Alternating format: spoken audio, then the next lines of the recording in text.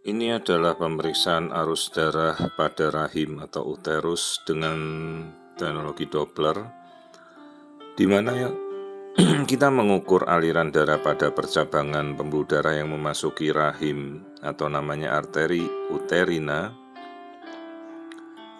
di mana arteri uterina itu menjadi prediktor untuk mengetahui resiko terjadinya preeklamsi atau darah tinggi setelah 20 minggu usia kehamilan.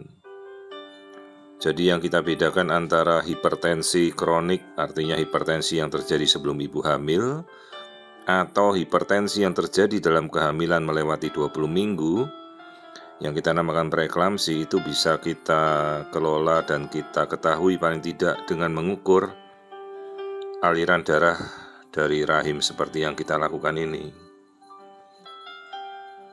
Jadi arteri uterina itu ada percabangan dari pembuluh darah utama di tubuh kita, mulai dari aorta, kemudian menuju ke pembuluh darah di paha atau femoralis, dan menuju ke arteri iliaka interna. Masuklah dia ke cabang namanya arteri uterina ini.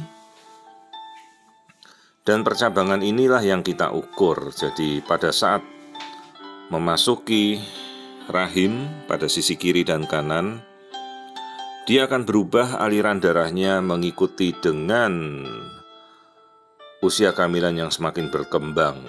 Jadi indeks aliran darahnya akan semakin rendah. Dan apabila terjadi preeklamsi, maka aliran darah itu akan mencapai indeks yang resistensinya tinggi.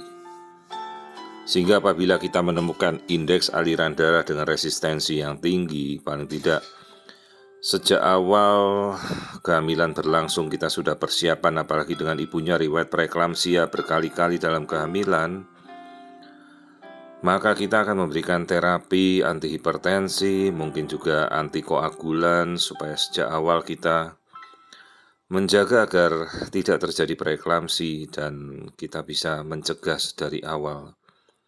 Meskipun preeklamsi itu adalah penyakit yang semuanya banyak sekali teorinya, banyak sekali yang kita belum tahu, paling tidak penyebab utama di mana aliran darah ke rahim menjadi meningkat selewat 20 minggu itu paling tidak kita bisa coba kita atasi sejak awal, mungkin dengan pemberian antihipertensi sedini mungkin, ya dengan obat-obat pengencer darah, memperbaiki pola protein makanan si ibunya dan asupannya, diet, dan memperhitungkan beban kalori yang dia makan, juga kolesterol yang mungkin harus kita periksa juga.